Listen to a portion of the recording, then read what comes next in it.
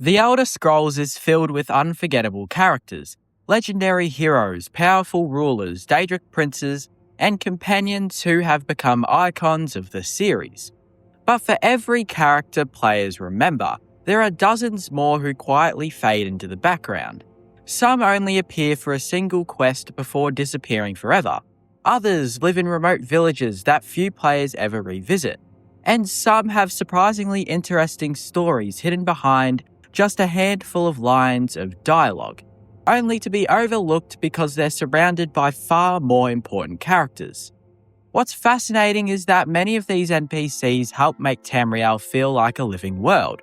They have their own routines, struggles, and personalities, even if most players never stop to notice them.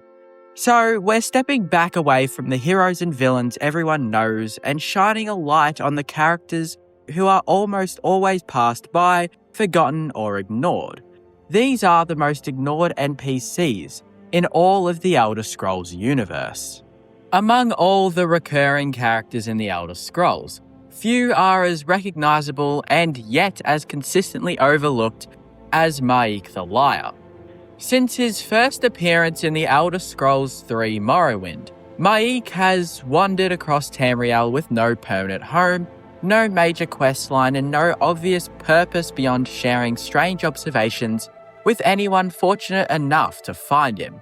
He isn't a king, a guild leader, or a legendary warrior. He doesn't hand out powerful artifacts or become a champion. In fact, many players can complete entire playthroughs without meeting him even once. That is exactly what makes Ma'ik such a fascinating character. He has appeared in multiple Elder Scrolls games spanning decades, yet because he never stays in one place and constantly is travelling, he is remarkably easy to miss. Unlike NPCs rooted to famous cities or essential quest hubs, Ma'ik exists almost entirely off the beaten path. He quietly walks roads, crosses wilderness trails, and appears in unexpected corners of the world, waiting for players curious enough to wander away from the main adventure. In many ways, despite being one of the franchise's longest-running recurring characters, Ma'ik has become one of its most consistently ignored. The first reason for this is remarkably simple. Ma'ik never stays still. Most memorable Elder Scrolls characters become associated with a particular place. Bolgraf belongs to Whiterun, Caius Cassades belongs to Balmora, Lucian Lechance becomes inseparable from the Dark Brotherhood. Players naturally remember characters through locations. Ma'ik deliberately avoids that pattern. He has no permanent residence, no fixed destination, no familiar building players can visit whenever they choose. Instead, he walks, constantly. His home is the road itself. That alone makes him significantly harder to encounter. Unlike ordinary NPCs following predictable daily schedules, Ma'ik's appearances depend almost entirely on chance. Players may discover him while exploring one mountain pass. Another player may find him hours later on a completely different road. Some never encounter him during an entire playthrough. Others meet him multiple times without actively searching. His unpredictable nature transforms every encounter into something special. You don't visit Ma'ik, you happen to come upon him. That distinction fundamentally changes how players remember him. His role within the Elder Scrolls universe also contributes to his overlooked status. Ma'ik rarely participates in major events. He doesn't rescue kingdoms, lead armies, join political conspiracies, or influence the outcome of central questlines. Instead, he observes, comments, moves on. His dialogue almost always focuses on the world rather than himself. He discusses rumours, game mechanics, player habits, oddities within Tamriel, then quietly continues his journey. That limited involvement means players have very little mechanical reason to seek him out. He offers no significant rewards, no exclusive equipment, no major quests. Only conversations. Ironically, that is precisely why so many fans treasure him, because he exists purely for curiosity. One of Ma'ik's defining characteristics is his refusal to provide straightforward answers.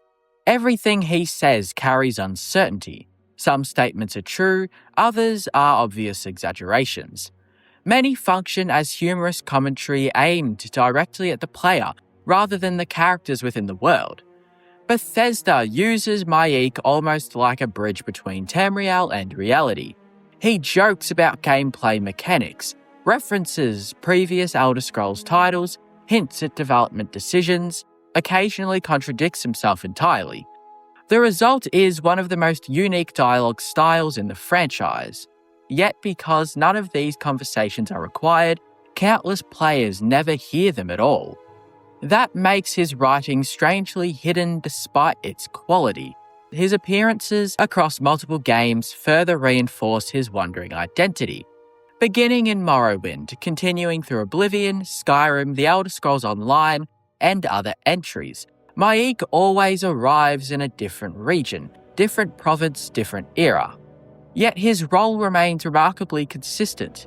He appears briefly, shares observations, continues travelling. This consistency has generated one of the franchise's oldest mysteries. Is every appearance the same? Are they descendants sharing the same name, a family tradition, or something stranger? The game never provides a definitive answer. That ambiguity has become part of his charm. Players speculate endlessly. Maik simply just keeps walking. Skyrim perhaps demonstrates his elusive nature most effectively. Unlike NPCs anchored to towns or faction headquarters, Maik wanders roads throughout the province. One moment he may appear crossing the plains outside Whiterun. Later he could be walking through the Rift. Players cannot rely on ordinary habits to find him. They must genuinely explore. Even then, timing matters. Approach too early, take another route, fast travel instead of walking. And Maik quietly passes by unnoticed. He almost rewards slower playstyles, those willing to appreciate the journey rather than simply rushing between objectives. Compared to characters like Sheogorath or Pathurnax, the contrast becomes quite fascinating. Both possess unforgettable personalities. Both occupy fixed locations players eventually discover. Maik possesses equally memorable dialogue, yet because he refuses permanence, he remains significantly easier to overlook. His mobility becomes both his defining feature and his greatest obstacle to recognition. Another reason players often ignore him is because he initially appears ordinary. He isn't surrounded by guards, he doesn't wear extravagant armor. There is no dramatic introduction. At first glance, he looks like another Khajiit traveller. Only players choosing to initiate conversation discover his true significance.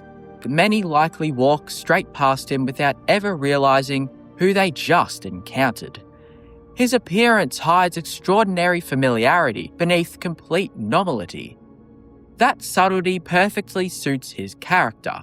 The roads themselves become symbolic through Maik. Throughout the Elder Scrolls, roads connect cities, cultures, and stories. He exists between all of them. He belongs everywhere and nowhere simultaneously. Unlike characters rooted within specific political systems or social structures, Maik remains completely independent. Borders seem irrelevant, kingdoms temporary. He simply continues walking. That freedom distinguishes him from almost every recurring NPC in the series. There is also something quietly philosophical about his lifestyle. Most Elder Scrolls characters pursue goals, power, knowledge, revenge, wealth. Maik appears content simply experiencing the world. His observations often focus on curiosity rather than ambition. He notices strange details others ignore, questions assumptions, challenges certainty, and perhaps that is why players frequently underestimate him. He never appears interested in importance, only perspective. His popularity within the community creates another interesting contradiction. Among long-time Elder Scrolls fans, Maik has become iconic. His quotes circulate constantly, his humour remains widely appreciated, yet within the game themselves, he remains one of the easiest recurring NPCs to miss. Recognition outside the games contrasts sharply with how often players actually encounter him. He has become famous for being difficult to find.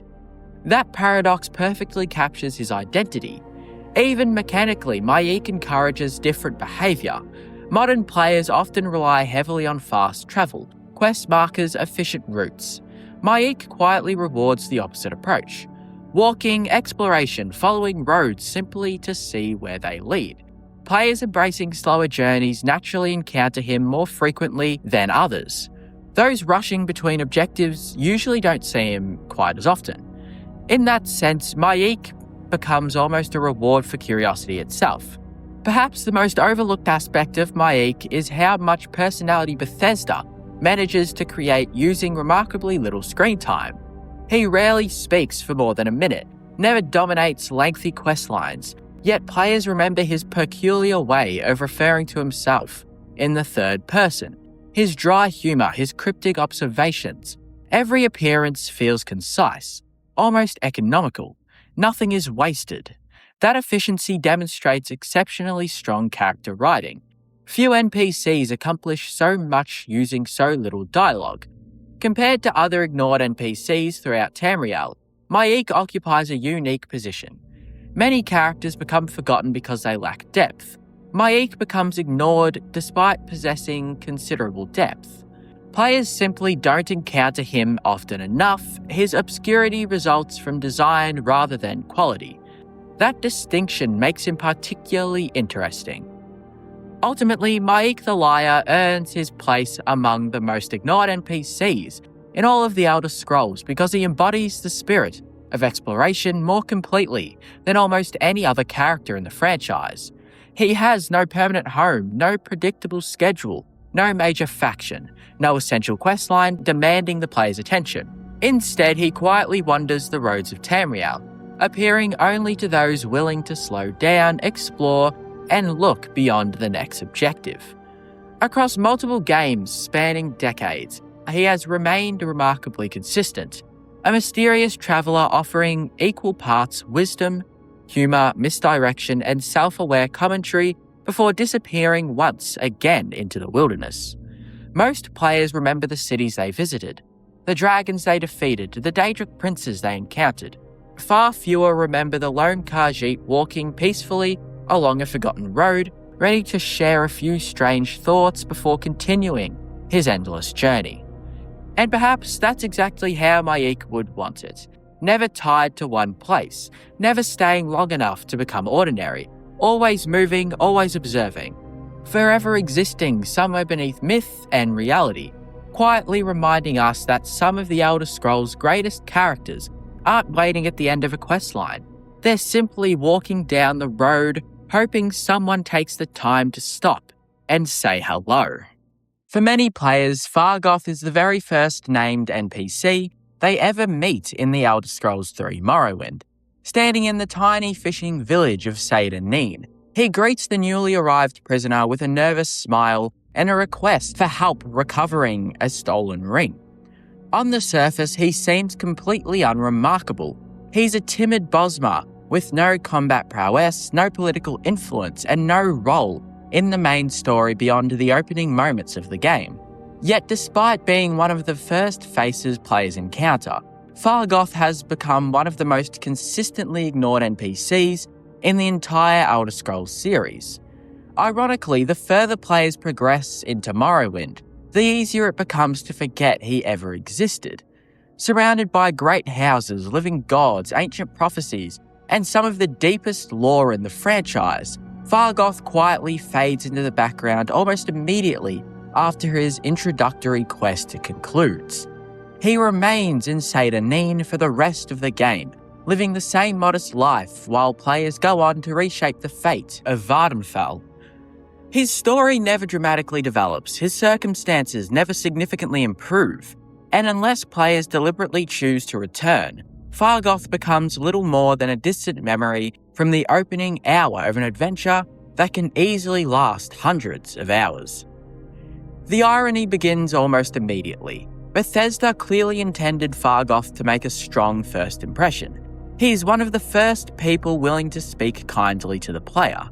Fresh off the prison ship, surrounded by unfamiliar customs and strange architecture, players naturally gravitate towards one of the few friendly faces available. His missing ring quest serves as an important purpose. It introduces dialogue, inventory management, quest structure, reward systems. In many ways, Fargoth functions as Morrowind's first proper tutorial NPC. His role is foundational, yet tutorial characters often suffer the same fate. Once they've served their purpose, players move on. Fargoth becomes an early lesson rather than a lasting companion. His personality contributes to this as well.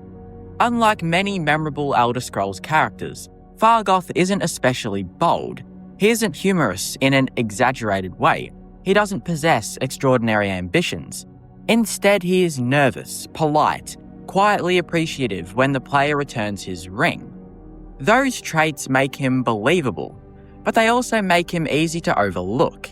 He doesn't demand attention, he simply just exists. That ordinary nature becomes almost invisible once players encounter larger-than-life personalities later in the game. Then there is Hariskar Flatfoot. Shortly after helping Fargoth, players receive an opportunity to betray him. Hariskar asks the player to spy on Fargoth and discover the hiding place of his secret stash of gold. Many players accept. The quest offers easy money during the difficult opening hours of Morrowind. From a gameplay perspective, the decision makes sense. From Fargoth's perspective, however, it's surprisingly tragic. The first person to show the player kindness often becomes the first person players choose to rob. That betrayal has quietly become one of the most famous moments in Morrowind, not because Fargoth is especially important, but because he is so vulnerable. He trusts the player completely. Players frequently repay that trust by stealing everything he has.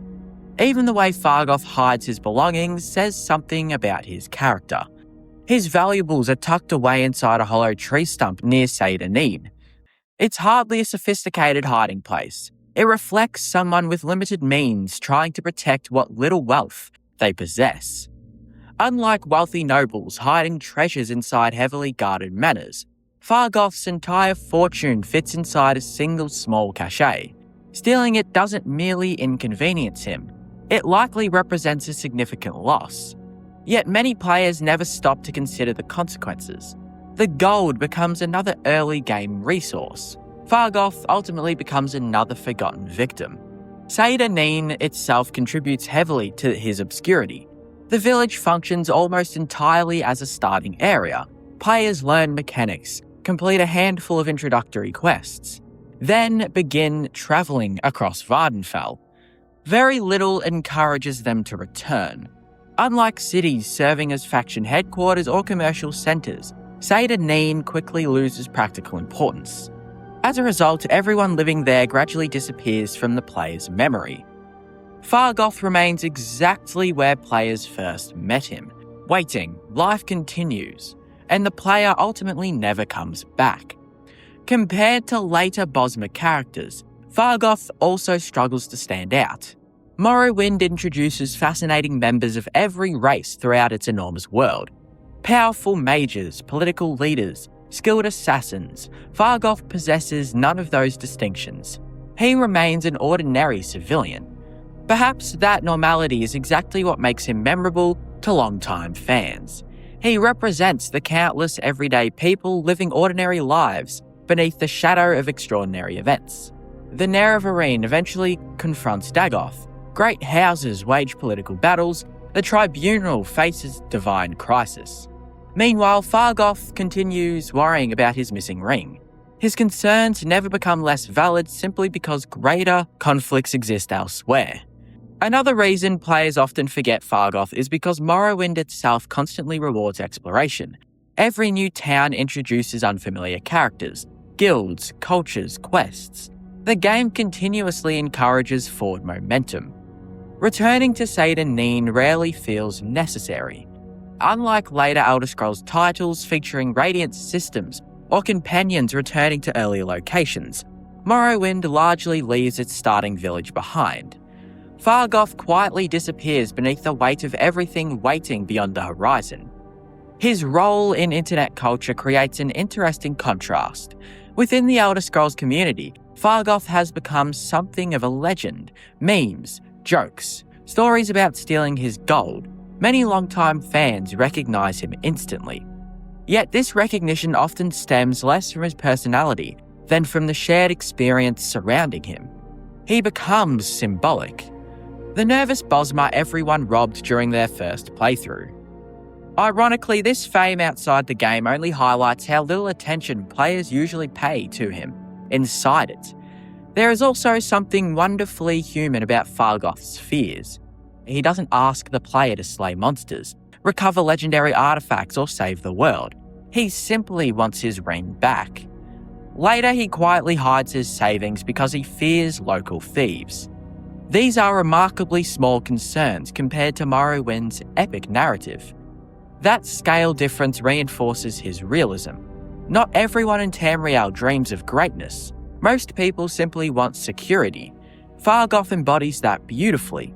His relationship with Saida Neen also reinforces his forgotten status. Unlike Maik, who constantly travels, Fargoth never leaves. He belongs entirely to one tiny settlement. Should players never revisit the village, they effectively erase him from their own story. His world becomes frozen while theirs expands across an entire island. The contrast is striking. He remains rooted, and the player moves endlessly forward. Compared to opening NPCs in later Elder Scrolls games, Fargoth occupies a particularly interesting position. Oblivion quickly introduces the Emperor. Skyrim begins with Ralof or Hadvar during Alduin's attack. These characters remain closely tied to dramatic events. Fargoth does not. His introduction is intentionally modest. There are no dragons, no Daedric invasions, no prophecies. Only a nervous Bosma missing a ring.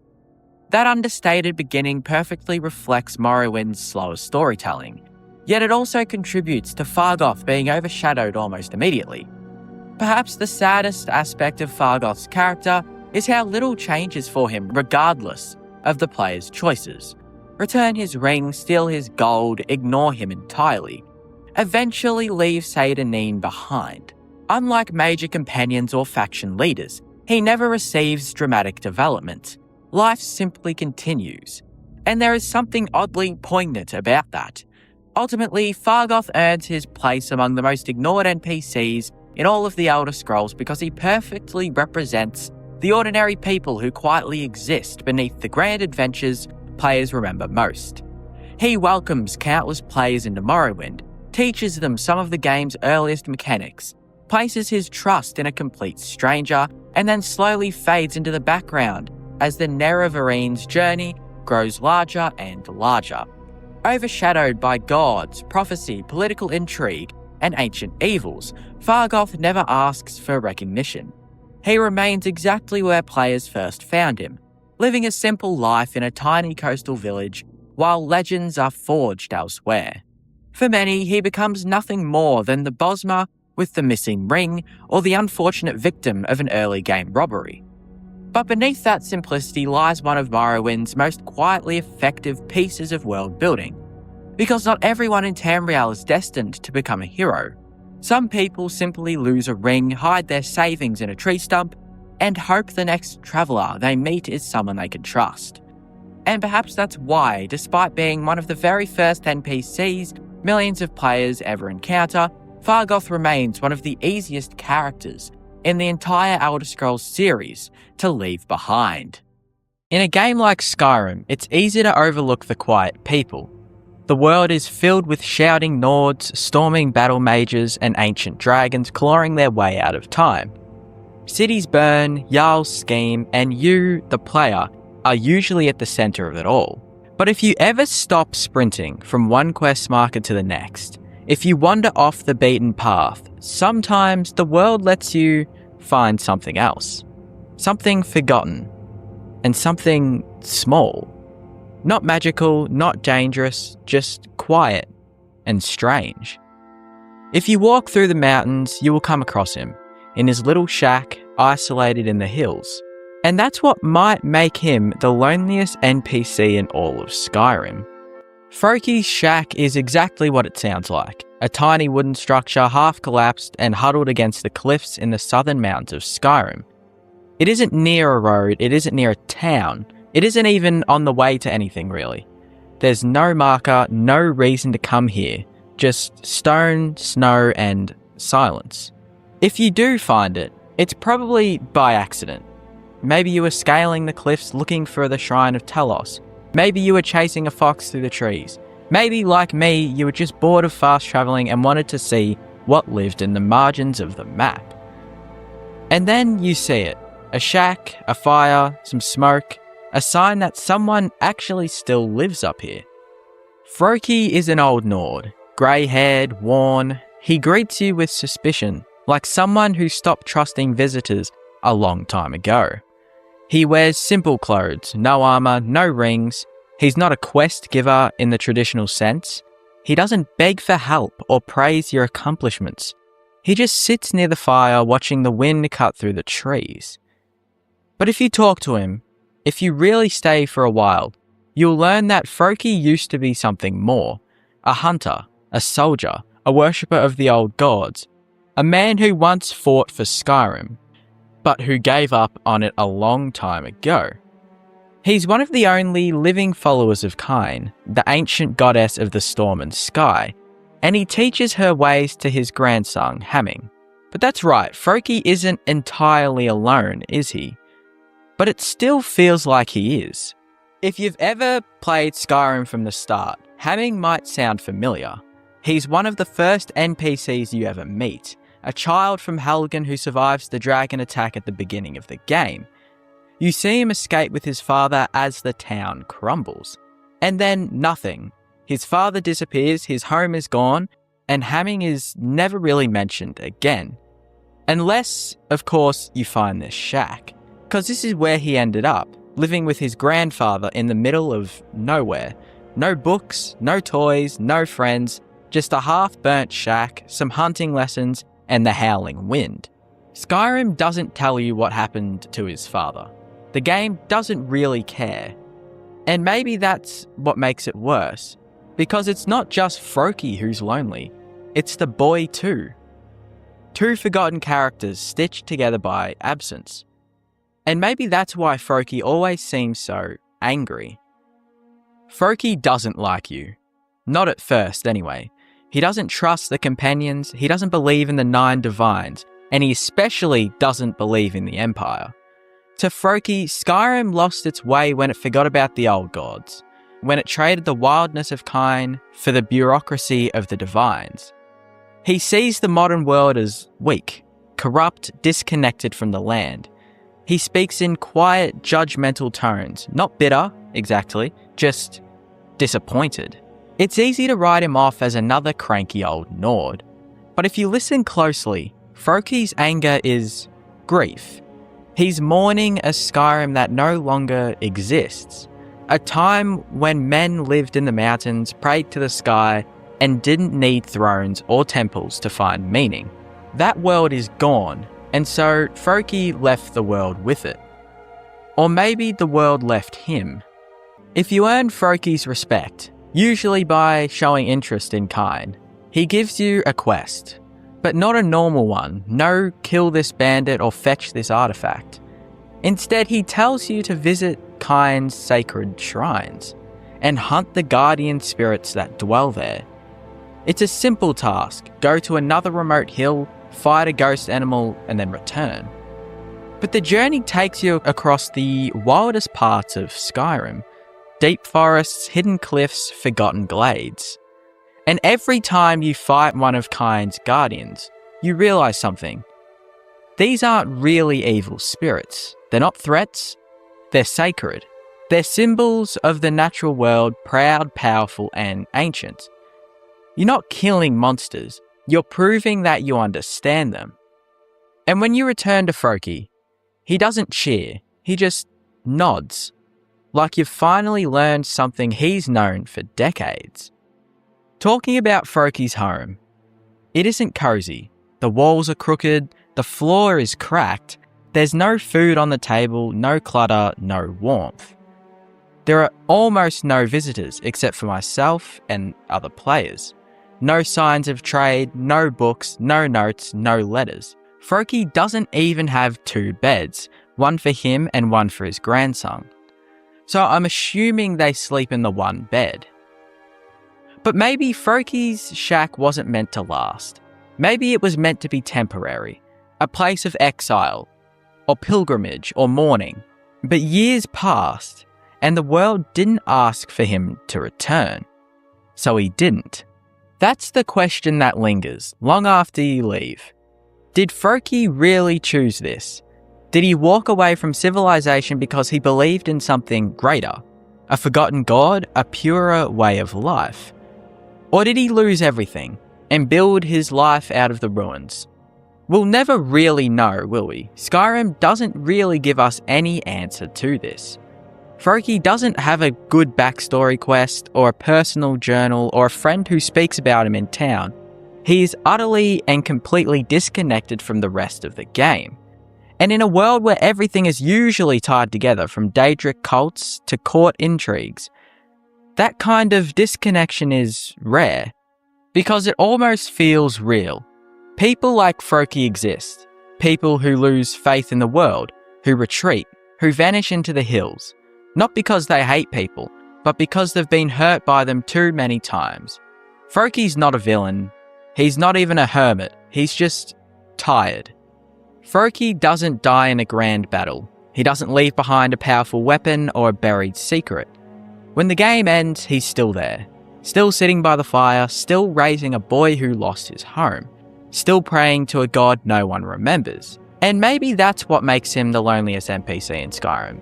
Not because he's alone, but because he's untouched and unclaimed by any major questline, any war, and any epic conclusion. He exists entirely outside the game's design, which means Froakie isn't really here for the player. He's here for himself. Froakie's shack isn't a dungeon. It's not a shrine. It's not even marked on most maps. It's just a shack, a house, in the mountains, slowly decaying under the snow. But it holds something that most places in Skyrim don't. Stillness. Not the quiet of peace, but the quiet of grief, of memory and of choice. Because Froakie isn't a forgotten character. He's a character who chose to forget the world. And somehow, that's kind of more haunting. The wind never stops blowing around his home, the fire never quite warms the room, and the boy, Hamming, never says much of anything. But they're there, together, waiting for something that probably won't come. Maybe kind, maybe peace, maybe nothing. And as you leave Froakie's shack and the snow begins to swallow the roof behind you, you might realise you weren't really meant to find him. But now that you have, you won't forget him. Skyrim is full of characters who demand your attention. Ulfric shouts his rebellion from Windhelm's throne. Maven Blackbriar casts her shadow across Riften. Even the smallest villagers, farmers, miners, hunters, usually serve some identifiable purpose in the vast clockwork of the game. And then there's Nafi, a beggar who lives on the edge of Ivarstead, in the ruins of his family's house, scraping by in dirt and despair. You don't find him unless you're looking, and if you do, the game itself seems unsure what to do with him. He is lonely, broken, and largely ignored, both by the town he lives near and by the narrative of Skyrim itself. Nafi is not just a side character, he's a wound in the world building. An NPC so isolated, so forgotten, that his very presence feels like a mistake. And yet he lingers. His life reduced to ashes. But why? Ivarstead is already a strange town, a waypoint between Whiterun and Riften. It is best known as the final stop before the 7,000 steps up to High Hrothgar. For most players, it's a pass-through, a place to grab supplies, listen to rumours, and then begin the climb to meet the Greybeards. But if you walk just outside of the town, across the bridge, and towards the riverbank, you'll notice something peculiar. A burnt down house, collapsed, abandoned.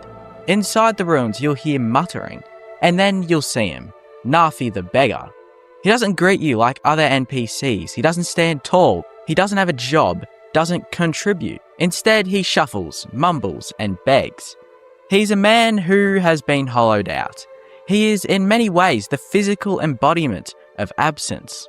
Nafi is not homeless by choice. His family's house burned down, leaving him destitute. His sister, Rada, went missing and never returned, leaving him both orphaned and alone. The trauma shattered him, and when you meet him in the game, he is already too far gone. The villagers of Iverstead know him, they pity him, in the way one might pity a stray dog, but no one truly ever helps him. He is tolerated but not embraced. The innkeepers will sometimes mention his state. The townsfolk shake their head, but no one offers him food or shelter or companionship. Skyrim is a land filled with tragedy, but Nafi is unique because his tragedy is not tied to prophecy, war, or gods. It is simple, domestic, and all too human. The story of a man who lost everything and in turn was left behind. If you talk to Nafi, he will mumble about his missing sister, Rada. This triggers a small miscellaneous quest, the straw that broke. You're asked to search for Rada. Her fate is bleak. You find a necklace by the river suggesting that she drowned. You return to Nafi with the news and he thanks you in his sort of broken way. That's it. That's the quest. No reward, no consequence, no major branching path. Just the quiet resolution of a man whose world is already over. Compared to the sprawling quest lines of Skyrim, the Civil War, the Dark Brotherhood, the College of Winterhold, Nafi's quest feels almost like a whisper, but perhaps that's the point. It is not about changing the world, it is about changing one's man's understanding of his loss. Still, the question lingers, why does Skyrim include this NPC at all? Most characters in Skyrim have a gameplay function. Shopkeepers sell goods, followers fight by your side, trainers teach skills. Even background NPCs serve to populate towns, flesh out culture, or connect to Radiant quests. But Nafi, he offers nothing. He cannot be married, recruited, or trained. His quest yields no material benefit. He doesn't even move from the ruins of his house. He is frozen in place, a relic of sorrow, existing only to remind players of what cannot be fixed. In this sense, he feels purposeless, and that purposelessness is precisely what makes him so disturbing. He's not just an NPC, he is a monument to futility. If you've joined the Dark Brotherhood, you encounter Nafi again, this time as a target. Astrid assigns you to kill Nafi. No justification, no backstory, no explanation. He is simply just marked for death. This transforms Nafi from a forgotten beggar into one of Skyrim's most unsettling moral dilemmas. Do you kill a broken man already destroyed by life simply because you were told to? When you approach him, he doesn't resist. He doesn't even seem to understand. He just wanders, starts running, muttering obliviously. Striking him down feels crueler than killing any bandit or soldier. But the game doesn't care. The Dark Brotherhood rewards you all the same. His death changes nothing. His absence barely even registers. It is as if the world of Skyrim, like the people of Iverstead, have already forgotten him. Nafi's existence raises fascinating questions about Skyrim's design. Why include such a character? Why give him no real role, no meaningful quest, or no redemption? The answer may lie in contrast. Skyrim is full of chosen ones, heroes, villains, and gods. By comparison, Nafi is a reminder of the people who slip through the cracks. He embodies the theme of isolation, showing what happens to those who are too small, too powerless to be swept up in prophecy. His placement in Iverstead is deliberate. Travellers pass through here on their way to High Hrothgar to seek enlightenment, to hear destiny call. Nafi sits just outside of that, close enough to be seen but far enough to be ignored. In a game about fate, Nafi has none. Perhaps the most haunting aspect of Nafi is not his backstory or his role in quests, but simply how alone he feels.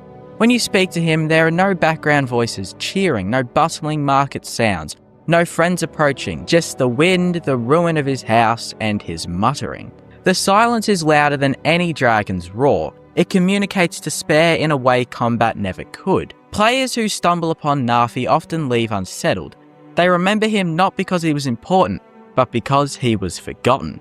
Skyrim has its share of outcasts and broken souls. Not Beard in Kynesgrove, the madman in the Reach, even Cicero the Fool. But all of them have connections to quests, to factions, to larger themes. Nafi has none. He's not a mad jester tied to prophecy. He's not a bandit hiding from the law. He is not a mage who dabbled too far.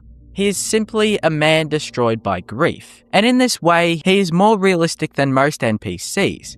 His suffering isn't epic, it's personal, which is exactly why it hits harder. If Skyrim is about choices, then Nafi represents the illusion of choice. You can help him find closure about his sister. You can kill him for the Brotherhood, or you can ignore him entirely. No matter what you do, the outcome feels empty. There's no celebration, no recognition, no reward. His life begins and ends in quiet misery. And maybe that's the message.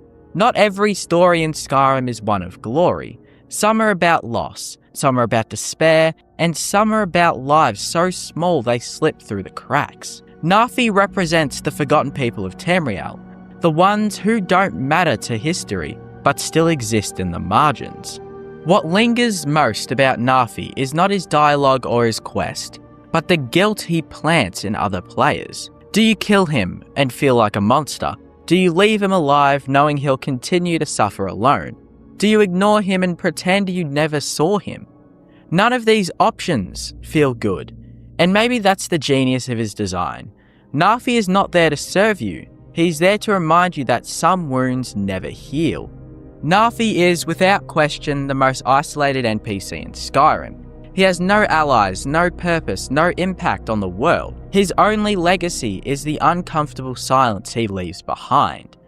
In a game filled with heroes, villains, dragons, and gods, this beggar is the reminder of what lies outside the spotlight. He is the human cost of a harsh world. He is what happens when no one cares, and that perhaps is why players remember him.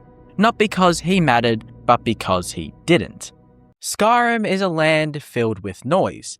The clash of steel, the roars of dragons, and the ceaseless murmur of its people trying to survive in a frozen land. But far beyond that noise, beyond the cities and roads and reach of Jarls, there are places where silence reigns completely.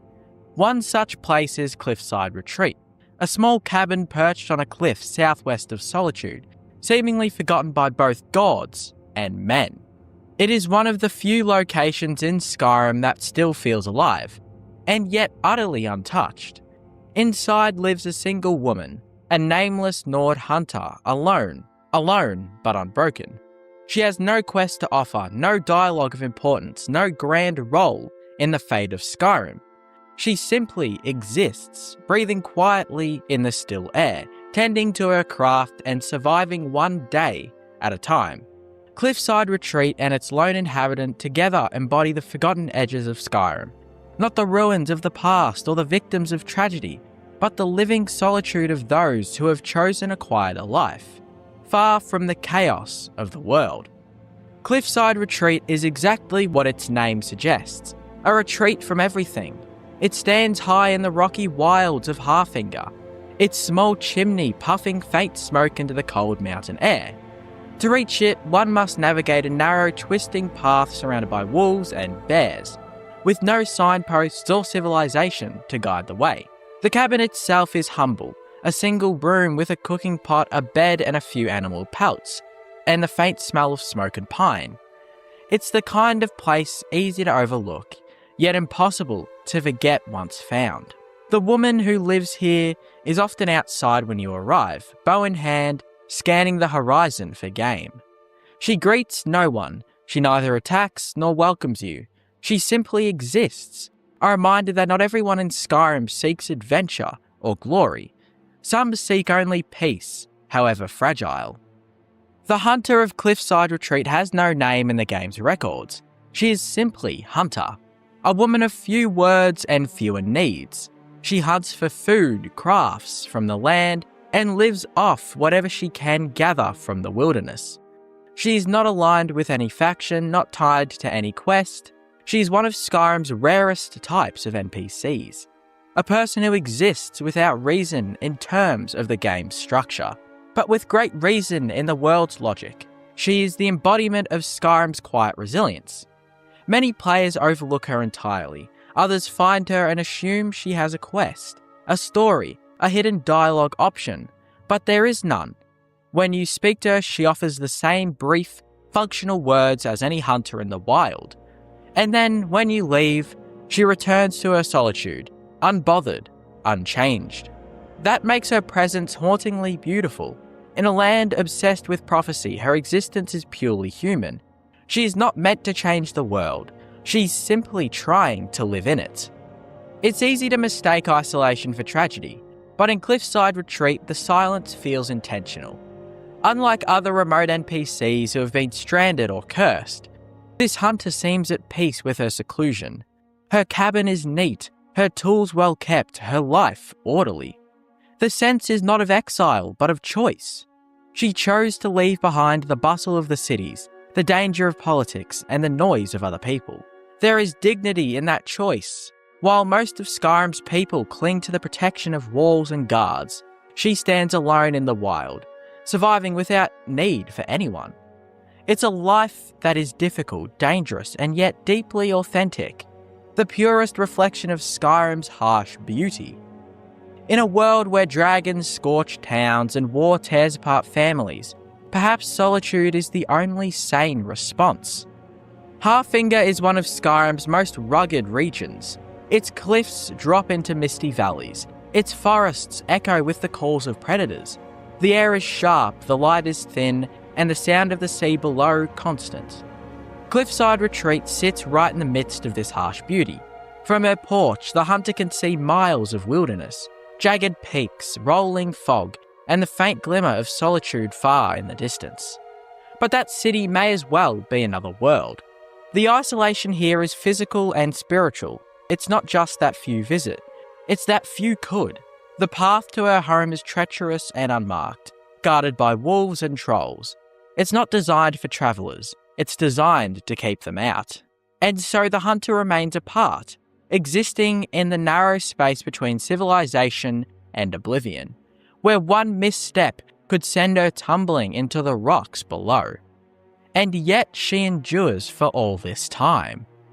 In most of Skyrim, every NPC exists for a reason, a quest, a piece of lore, a task. But the Hunter of Cliffside Retreat has no such function. You can sell items to her or give information, but that's about it. She's not part of any questline or hidden narrative. And that is precisely what makes her remarkable.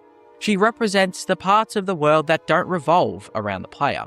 The places and people that exist simply because the world would feel emptier without them. Her life, in a sense, gives Skyrim its soul. Without characters like her, nameless, quiet, and living entirely apart from the drama of dragons and politics, the world would feel staged. But because she exists, the illusion of a breathing world becomes real. She hunts, eats, sleeps, and survives. Not for you, not for a quest, but because that's what she does. That is her purpose, even if the game doesn't call it one. Despite her apparent contentment, there's an undeniable melancholy in her life. Skyrim's wilderness is not a kind place. The nights are long, the predators relentless, and the winters cruel. When you stand inside her cabin and hear the wind battering against the walls, it's hard not to imagine what those nights must be like. The loneliness, the fear, the unending silence. A single sound outside could mean a deer or a saber cat. Every decision becomes a matter of survival. And yet she stays. That resilience, quiet, uncelebrated, and entirely human, is what makes her one of Skyrim's most powerful characters. She doesn't slay dragons, but she defeats the cold every morning. She doesn't shout through them, but she endures storms. Her story isn't told through quests, but through a continued existence in a world designed to crush the weak. There is, however, a strange peace in her isolation. In a land constantly torn apart by war and prophecy, she has escaped it all. She owes allegiance to no Jarl. She pays no taxes. No soldiers march past her door. The troubles of the world end at her cliff's edge. In that sense, she is freer than any other person in Skyrim. Her solitude is not punishment, it is liberation.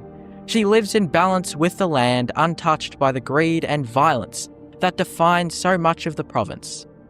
Perhaps she knows something the rest of Skyrim does not. That to live quietly is sometimes the greatest rebellion of all. It's easy to imagine a future where the Dragonborn turns Cliffside Retreat into something more. Not a fort or a settlement, but a home. The cabin's location makes it perfect for peace, overlooking breathtaking vistas, shielded from roads and politics alike. With little work, it could become a sanctuary, a hunting lodge or a refuge for those wary to Skyrim's endless conflict. Perhaps even the hunter herself could become a companion or a teacher, passing on her quiet wisdom about the land, the animals, and the survival herself. Her story doesn't need tragedy, it deserves continuation. But for now, she remains what she has always been, a ghost of the living world, content to be forgotten. In a land obsessed with glory, she embodies the rarest kind of power, the strength to live unseen, the courage to be alone, and the grace to endure without recognition. Despite her strength, it's impossible not to feel that the world has forgotten her. No one comes to visit, no one mentions her in passing. She will never be remembered in songs or books. When the dragon passes by, she might exchange a few brief words, but then the player moves on, and she remains, her life unchanging. And perhaps that is her tragedy. She lives in one of the most beautiful and secluded spots in Skyrim, but beauty without companionship becomes a kind of curse. The cliffs, the trees, and the sky are her only witnesses. If she ever once lived in a city or had a family, that part of her life has been buried beneath years of solitude. Now there is only the hunt, only the silence, only the wind through the pines. Cliffside Retreat stands unchanged, its lone chimney still smoking against the cold. The hunter moves through her days like a shadow, each one blending into the next. She will never be written into the history books, nor sung of by bards. Yet in her quiet endurance, she represents something far greater than any legend. The soul of Skyrim itself, harsh, silent, beautiful, and unyielding. The most deserted NPC and place in all of Skyrim are not tragic because they are forgotten. They are powerful because they continue, even when no one is watching. Skyrim is filled with people, hundreds of them. Farmers, guards, innkeepers, mages, bandits, children who yell at you like you stole their lunch money. Each one of them exists for a reason, or at least they try to.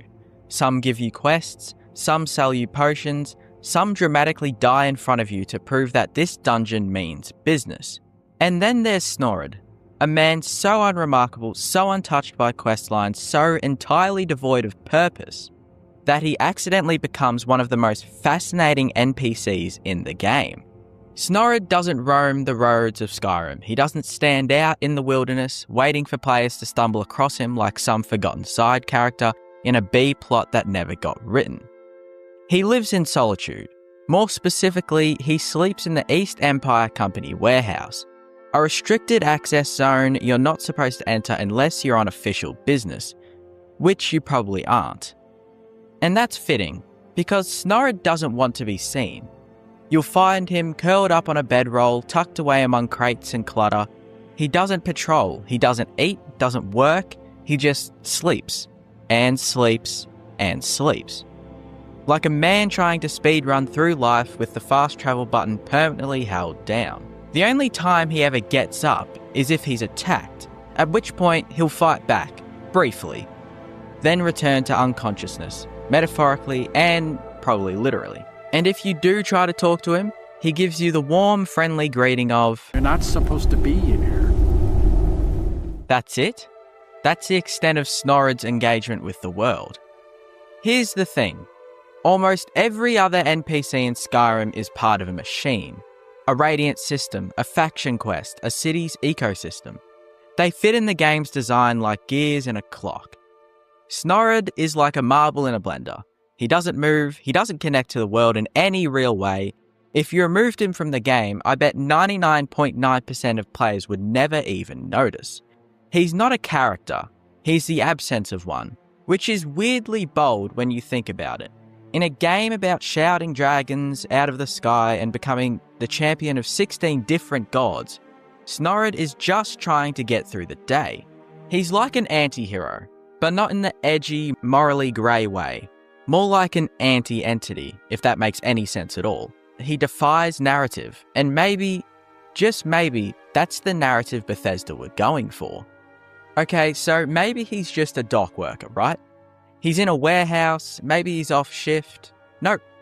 Snorid has no job routines at all. No AI packages for hauling crates or clocking in at the East Empire Company.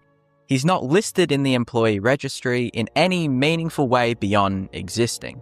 You don't see him hauling anything. He never interacts with anyone. There are NPCs in the warehouse who do go about their business. Snorid is not one of them. He has a job title, technically. Technically, he's a Nord employee, but that's about it. He is, in the most literal sense, an employee who has never worked a day in his life. He has no dialogue trees, no duties, no story hooks, no ambitions. Snorid is not a participant in Skyrim's economy. He is a bystander in its sleep cycle. But again, he has a name, and in Skyrim, a name actually means something. Right? Let's do a lore check. Open the wikis, comb through the UESP, look at game files, try to find a journal, a letter, a passing reference in someone else's quest. Anything to tell us about Snorid. Well, if you happen to do that, you won't find anything at all. There's no backstory, no implication of a backstory, no hints that a backstory might have once been drafted and then deleted. Snorid exists without context. He's not mentioned by any other NPC, he doesn't write, doesn't speak, doesn't appear to age, he just is. In a city filled with corruption, military tension, and royal politics, Snorid is none of it.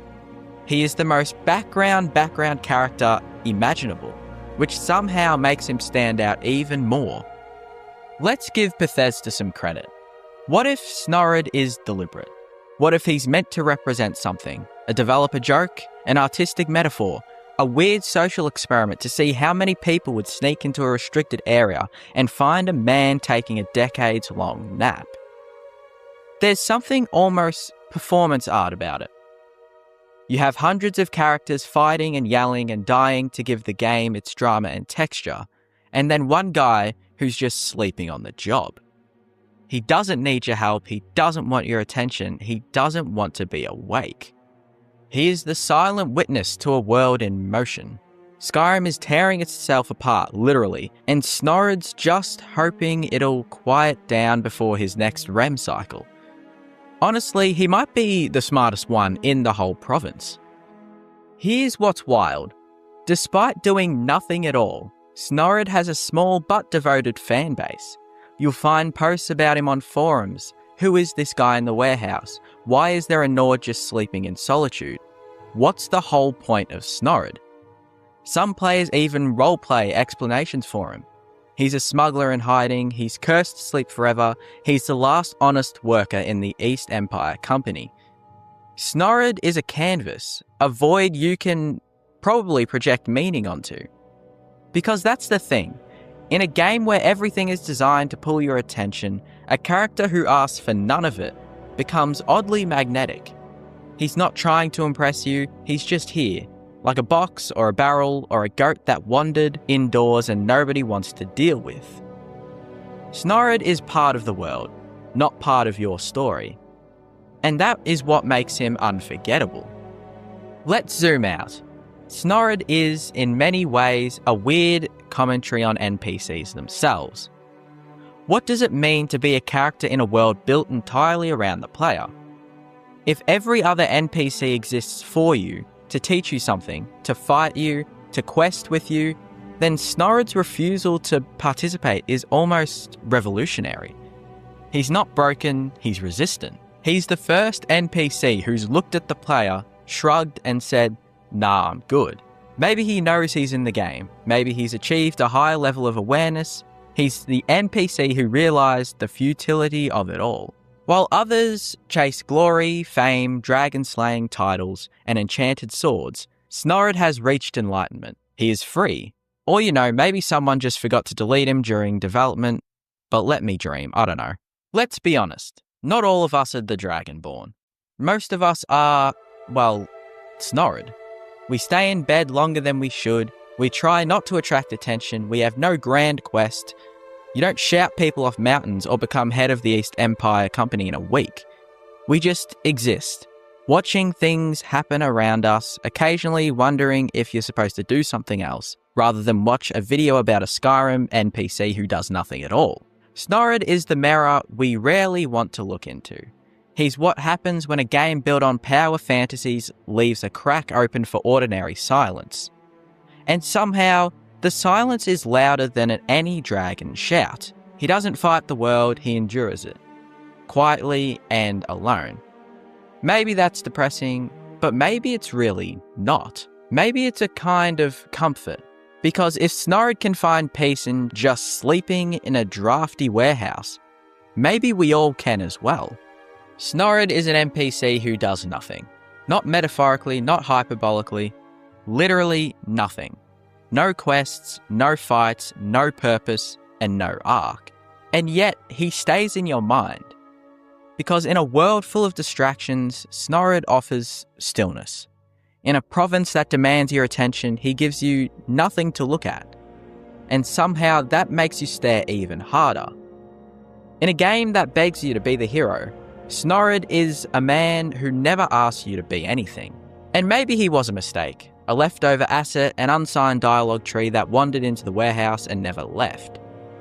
Or maybe, just maybe, he's Skyrim's quietest masterpiece. The only NPC in all of Skyrim that does nothing. And somehow that means, quite literally, everything. The Elder Scrolls has always been at its best when it makes the world feel bigger than the player. While we spend hundreds of hours chasing prophecies, defeating Daedric princes and changing the fate of entire provinces, countless ordinary people continue living their own lives in the background. Some, like Maik the Liar, are easy to miss because they're constantly wandering the roads of Tamriel. Others, like Fargoth, are left behind the moment our adventure truly begins. And then there are the NPCs like Sickly Bernice, whose stories are so quiet and so grounded that many players never notice them at all. These characters may never become heroes or villains, but they give Tamriel its humanity. They remind us that every city, village and roadside has people with their own routines, struggles and personalities, even if the player only meets them for a few moments. In many ways, they're the reason the world feels so believable. Because sometimes the most memorable characters aren't the ones standing at the centre of history, they're the ones quietly living in its shadow.